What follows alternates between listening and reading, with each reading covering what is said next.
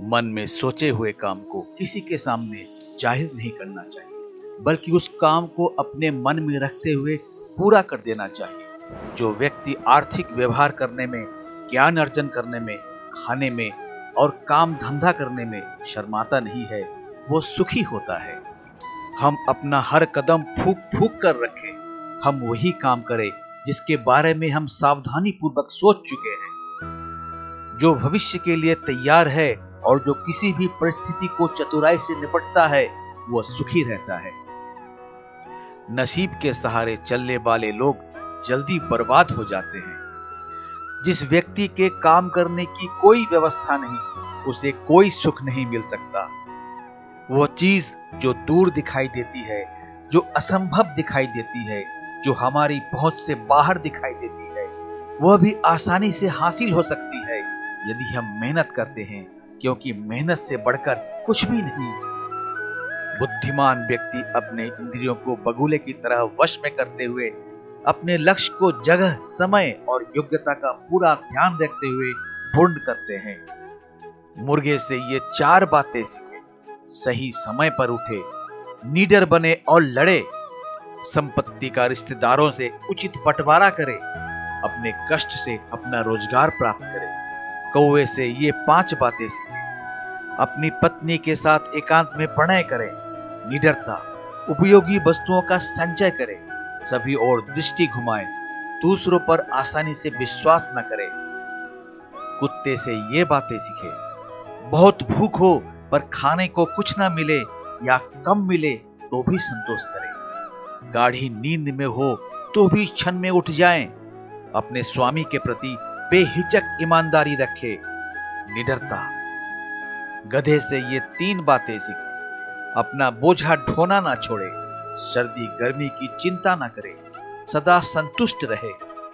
भविष्य में आने वाली मुसीबतों से बचने के लिए धन इकट्ठा करना चाहिए, यहाँ तक कि अमीरों को भी, क्योंकि जब धन साथ छोड़ता है तो संगठित धन भी तेजी से घटने लगता है। हर चीज की अति बुरी होती है, क्योंकि अत्यधिक सुंदरता के कारण सीता हरण हुआ, अत्यंत घमंड के कारण रावण का अंत हुआ, अत्यधिक दान देने के कारण राजा बाली को बंधन में बंधना पड़ा। अतः सर्वत्र अति को त्यागना जरूरी है। यदि आप पर मुसीबत आती है तो उससे सावधान रहे, लेकिन यदि मुसीबत आ जाती है तो किसी भी तरह उससे छुटकारा पाए। व्यक्ति 3 चीजों से जरूर संतुष्ट रहे। खुद की पत्नी, वह भोजन जो विधाता ने प्रदान किया, उतना धन जितना ईमानदारी से मिल गया। लेकिन व्यक्ति को इन 3 चीजों से संतुष्ट नहीं होना चाहिए।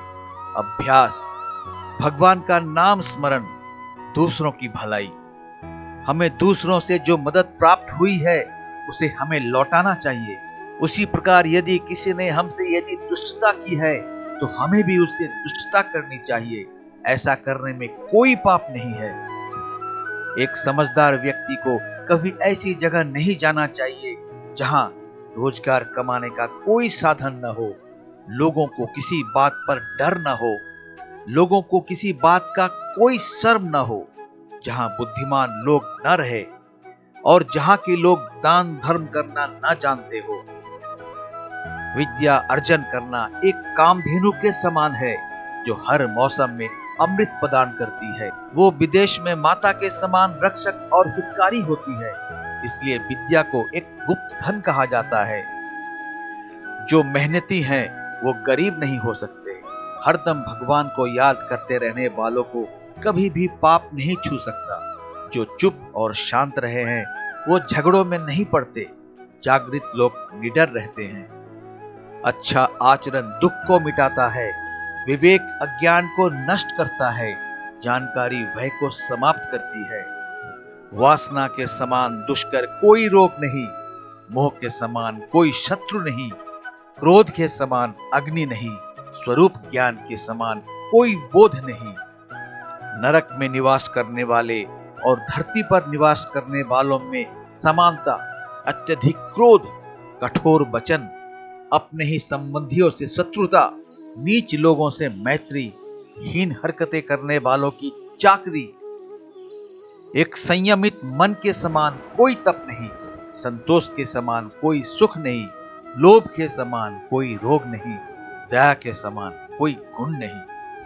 वे लोग जो इस दुनिया में सुखी हैं, जो अपने संबंधियों के प्रति उदार हैं, अनजाने लोगों के प्रति सहृदय हैं, अच्छे लोगों के प्रति प्रेम भाव रखते हैं, नीच लोगों से धूर्तता पूर्ण व्यवहार करते हैं, विद्वानों से कुछ नहीं छुपाते, दुश्मनों के सामने साहस दिखाते हैं, बड़ों के प्रति विनम्र और पत्नी के प्रति सख्त हैं। ऐसे लोगों से बचना चाहिए जो आपके मुंह पर तो मीठी बातें करते हैं, पर आपके पीठ पीछे आपको बर्बाद करने की योजना बनाते हैं।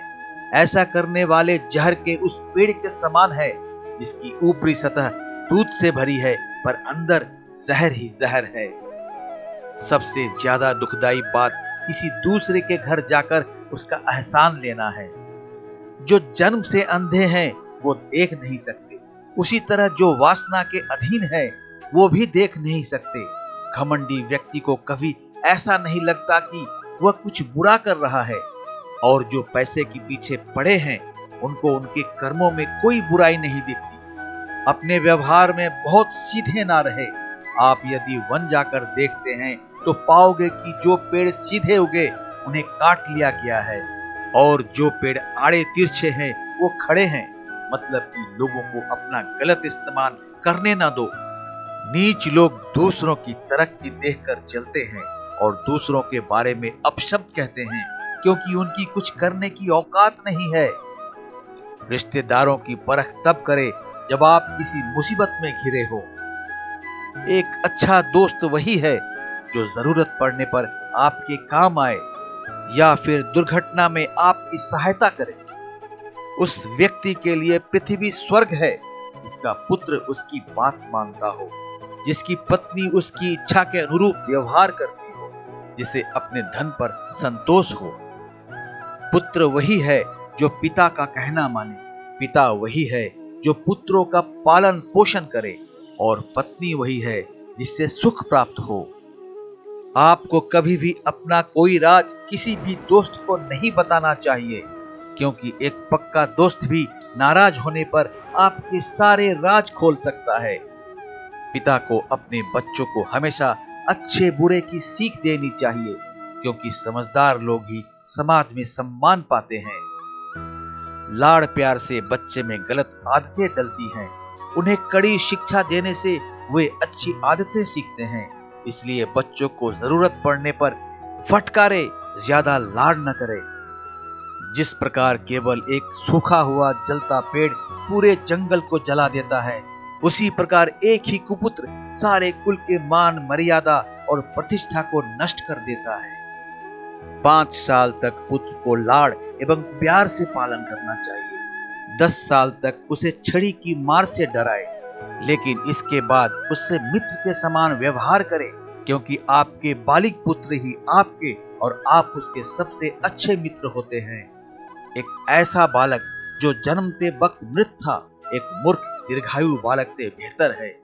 पहला बालक तो एक क्षण के लिए दुख देता है, दूसरा बालक उसके माँ बाप को जिंदगी भर दुख की अग्नि में जलाता है।